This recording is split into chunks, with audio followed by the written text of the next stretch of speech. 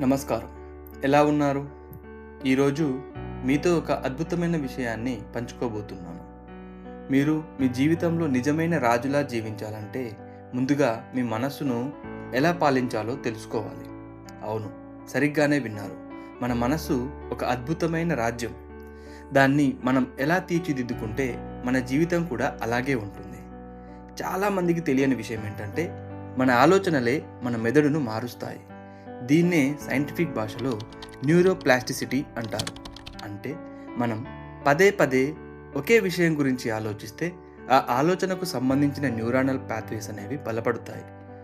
ఆలోచించండి, సానుకూల ఆలోచనలు వస్తే మీలో ఒక కొత్త శక్తి, ఉత్సాహం అనేది వస్తుంది కదా.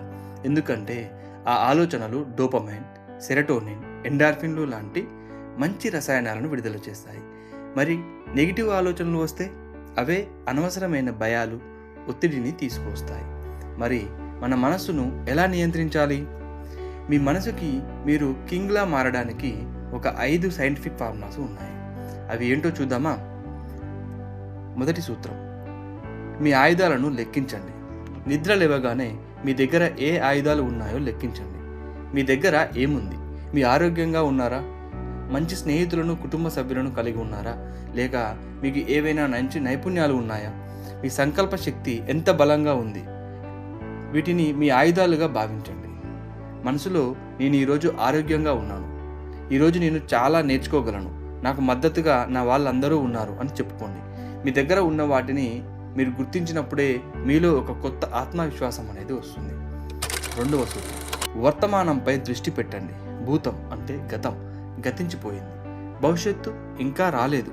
చాలామంది గతం గురించి ఆలోచించి బాధపడతారు లేదా భవిష్యత్తు గురించి భయపడతారు.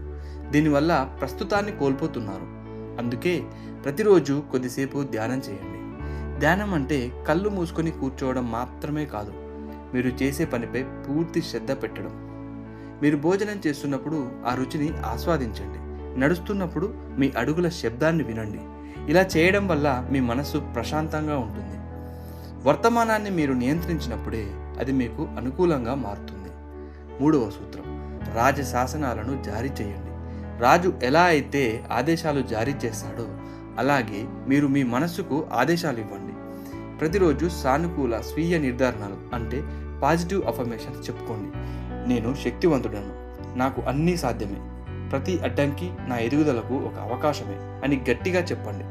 మొదట్లో ఇది కొంచెం వింతగా అనిపించవచ్చు, కానీ పదే పదే మీరు ఇలా చెప్పుకోవడం వల్ల మీ ఉపచేతన మనస్సు అంటే సబ్కాన్షియస్ మైండ్ వాటిని నిజమని నమ్మడం మొదలు పెడుతుంది. మీ ఆలోచనలే మీ నిజమైన ఆదేశాలు.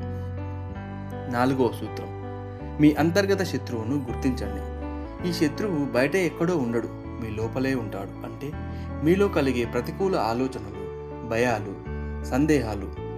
ఎప్పుడైనా మీకు నాతో అవ్వదు, నేను సరిపోను లాంటి ఆలోచనలు వస్తే వాటిని వెంటనే ప్రశ్నించండి. అసలుకి ఈ ఆలోచన నిజమేనా? ఇది నాకు నిజంగా సహాయపడుతుందా అని ఒకసారి అడగండి. అది మీ లక్ష్యానికి పనికి రాకపోతే వెంటనే దాన్ని మీ మనస్సు నుండి బయటకు నెట్టేయండి.